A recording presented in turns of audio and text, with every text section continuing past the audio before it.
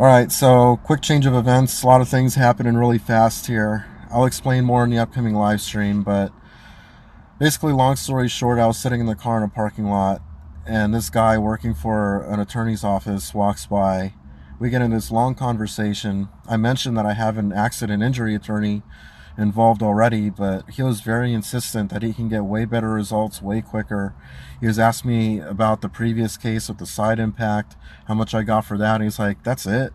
It's like, I could get you way more than that. Um, and it just turned into this whole thing. He mentions that, because my living situation comes up. He actually happens to be quite experienced working with homeless clients. He understands homelessness very well, more than my dad, I'll have to say, sadly.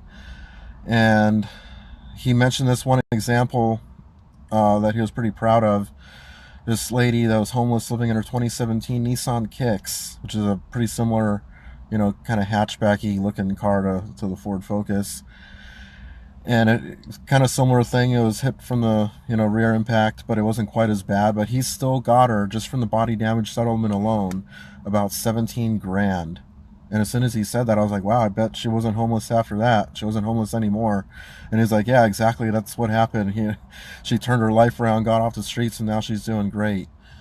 So I don't know if this is meant to happen. And with all this pressure coming from my dad and Sherry and all this miscommunications and misunderstanding and drama, I don't know. I'm going to have to do a whole nother live stream about this, because it's gotten to that point where just I have to, I don't know.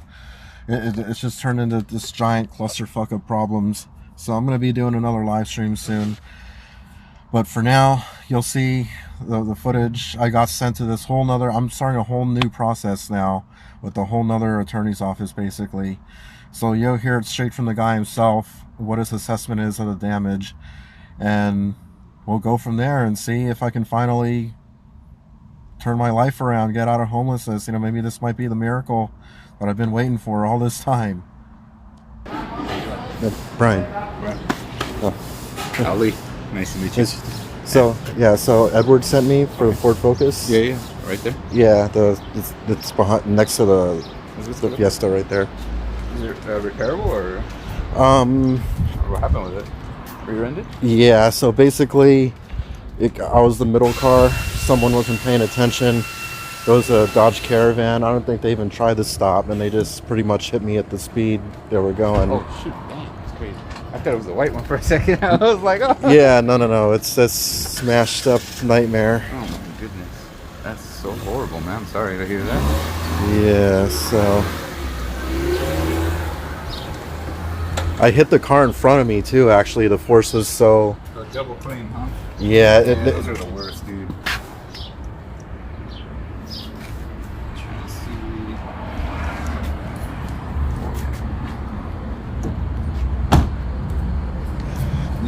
that one was a separate incident. So, Oh, okay. Yeah. Alright. Like I said, I've been going through a lot. It's just one thing after another after another. Oh, I hear you, man. What year is this thing? 16?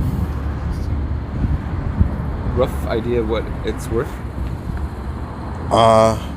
Minus solid damage, at least like 4,500 maybe. Okay, so they'll probably total it up. Yeah. So you probably won't have this car anymore. It looks like it needed new glass, right? Yeah, it actually, that broke like the next day. I guess it was under too much tension and... Yeah, that whole rear panel is toast. I can't even... Oh, you haven't tried opening it, have you?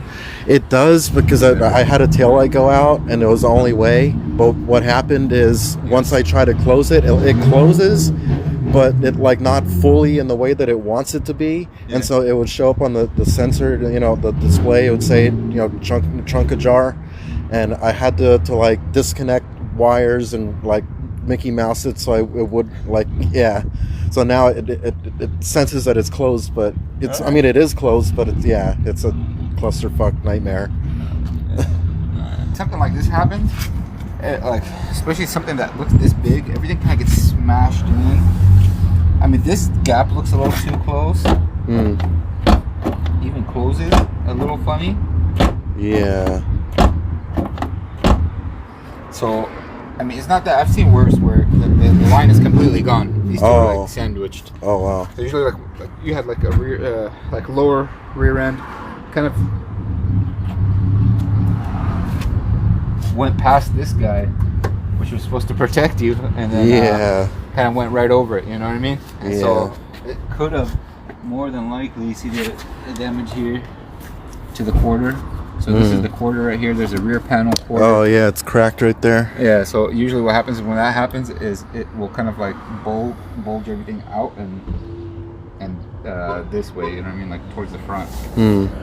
I mean, it looks kind of banged up a little bit, but so, and it's probably more than likely a total loss, right? Yeah, that's what I figured. Yeah, because rear panel, rear door, quarter, then plus, you know, obviously, bumper, maybe not this quarter. This quarter looks a little better than the other one over there.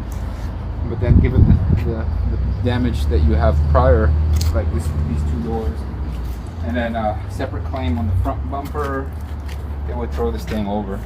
And plus that thing over there, because they take into account the entire value of the vehicle, right? Yeah.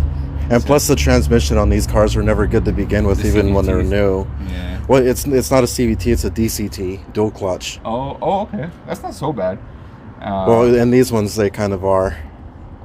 Yeah, they're more of like a manual transmission. Yeah, it's basically it's a computer controlled automated manual, I guess they call it. Yeah, I've seen one taken apart. They look pretty cool. They look pretty solid. Yeah, I've seen it at the junkyards too. Oh yeah. Yeah, Okay. supposedly a Volkswagen came out with a similar kind of transmission, but theirs was better because there's a wet clutch. This is a dry clutch. Got it.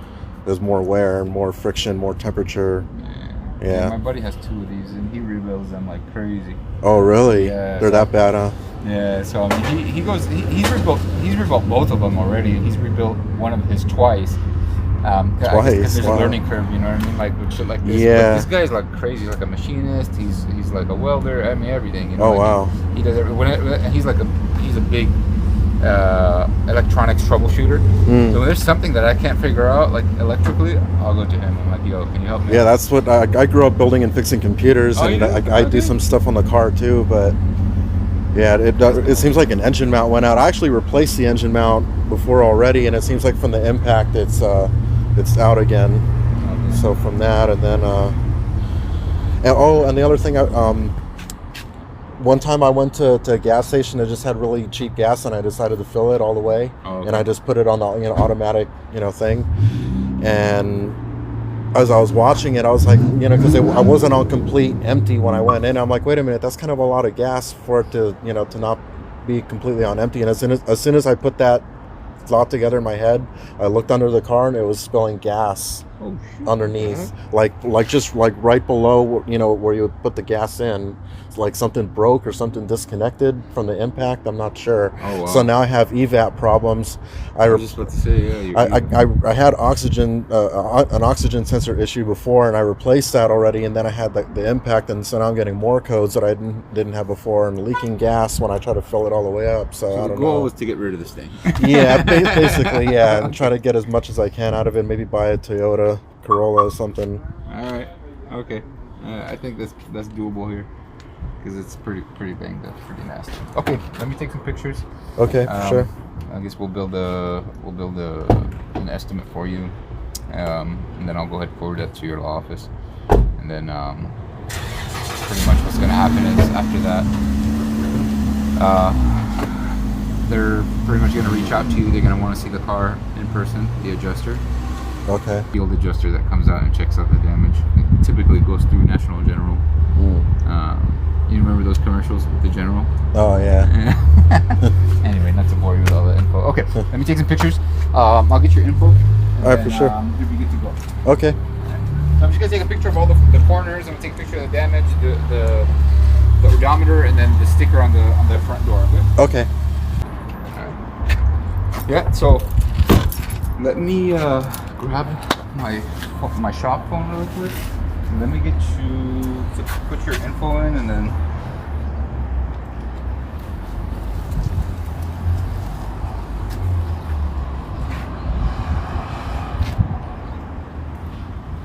we'll be good to go. there a rear wiper on there? There was. Oh, there. Okay. I took it off because Get over under. it was interfering with the tarp too much. Okay.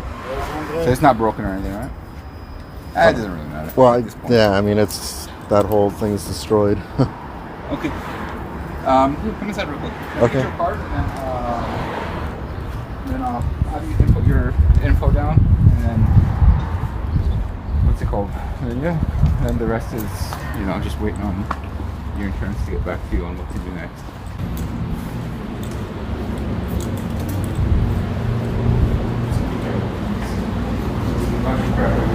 Oh, yeah.